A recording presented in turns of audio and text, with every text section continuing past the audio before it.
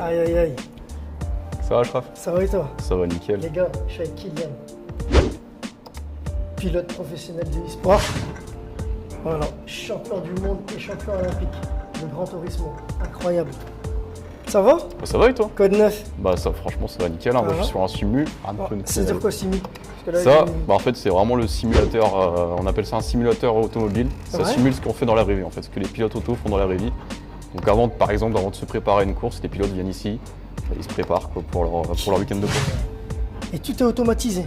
C'est ça, ouais. Bon, en gros là t'as tout ce qui est pédale, c'est vraiment un vrai pédalier de course que tu trouves dans les voitures de course. Ok. Au tour de force similaire, enfin c'est vraiment un simulateur qui simule la vraie vie quoi.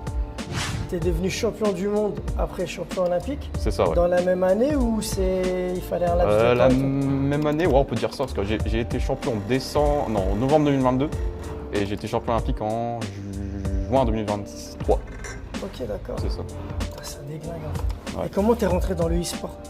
Bah, c'est un peu par hasard en vrai, hein, parce qu'en fait moi j'ai toujours aimé l'automobile, tout ça, le sport auto aussi évidemment.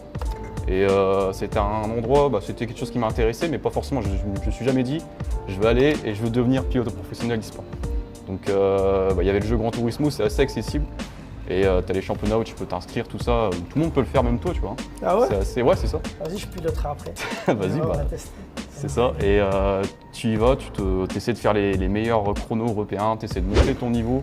On appelle ça le DR ranking, c'est le rang pilote.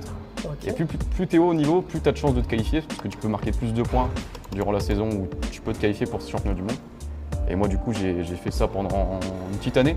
Ouais. J'ai commencé en 2020, 2021, je me suis qualifié en championnat du monde. Et après ça s'est déroulé comme ça. Et pourquoi Gran Turismo? Parce que c'est le jeu que tout le monde connaît. En termes d'automobile, tout ça, sport auto, circuit, c'est un peu la référence. Ouais. Je pense que tout le monde en parle de Gran Turismo, tout le monde connaît. Déjà, il y a le film qui est sorti, et même avant ça, ça fait quoi? Ça fait 30 ans que le jeu est sorti, donc ça parle à tout le monde, je pense, donc c'est pour ça. Et puis surtout que c'est accessible, les événements sont incroyables parce qu'on voyage partout dans le monde et tout ça.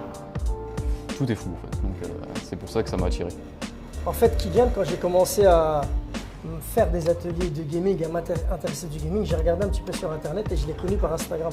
En fait, on habite dans même pas 5 minutes. Moi, j'habite en Anzin, lui, il habite à Bruay. Et c'est comme ça que je l'ai contacté et il a adhéré.